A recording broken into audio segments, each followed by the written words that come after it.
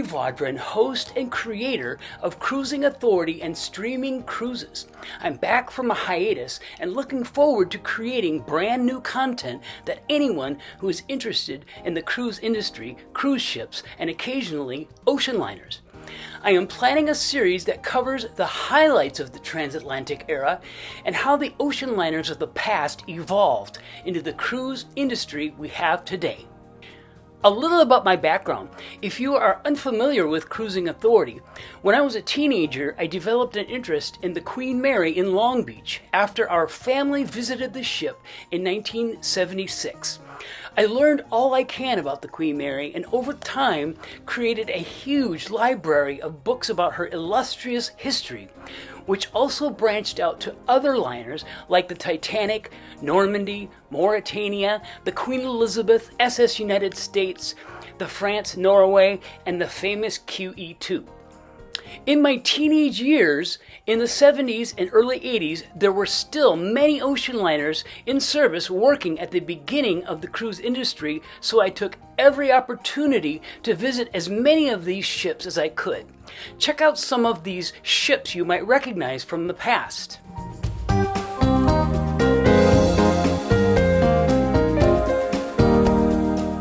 I also loved adventure and traveled the world living out my wildest dreams, climbing mountains, exploring ancient ruins, and enjoyed a safari to Africa. Here are some photos from some of my adventures around the world.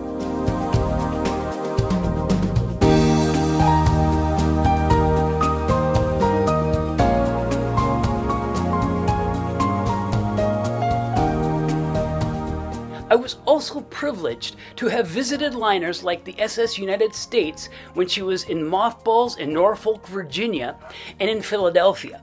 Check out some of these photos from my visits to the fastest liner ever built.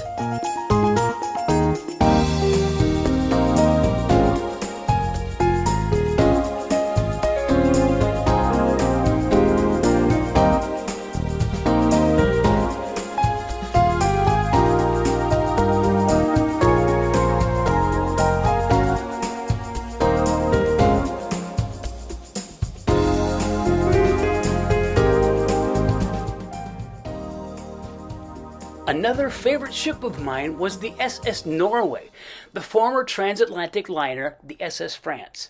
I flew from my home in Minnesota to Miami many times to explore the Norway and finally had the chance to cruise on her in 1991.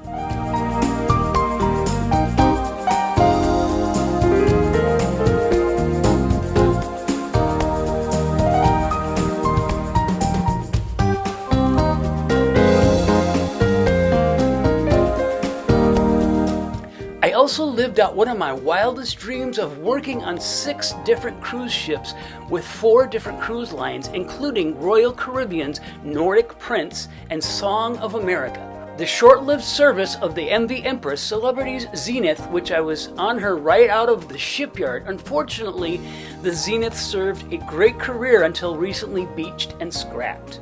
Finally, a lifelong dream of mine was to work on the Queen Elizabeth II, and I was thrilled to be hired as a stage manager.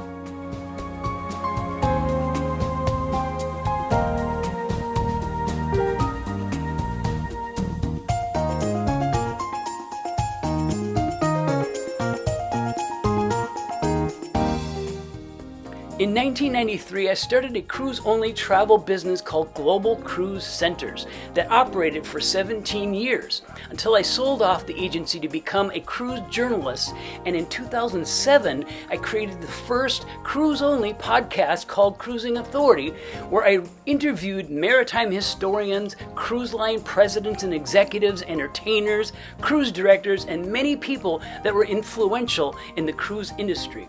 I continued Cruising Authority until COVID hit and shut down the cruise industry for 18 months. Well, that brings us to today, in 2023, where I'll be back conducting video and audio podcasts like this one you're watching now.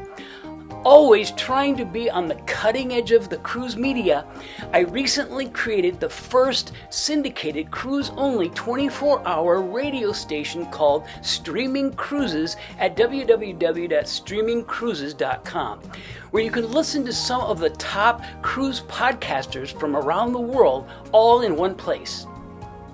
I'd also like to add that I wrote a book that covers the many adventures I've had in the cruise industry and reviews from the nearly 300 cruises I've been on over the years. You can get your copy of my book, Cruising Authority, at Barnes & Noble, online, and Amazon. Just type in the title, Cruising Authority by Barry Vaudrin. A book that allows you to live vicariously through my cruise adventures over the years with many cruise reviews and fascinating itineraries around the world. Order your copy today. If you haven't seen the 200 plus Cruising Authority videos, like and be sure to subscribe to this channel so you don't miss any of our newest shows that will be posted once or twice a week. Thanks for watching, and until next time, I want to wish you smooth seas, and watch our long list of videos and cruise reviews on this channel.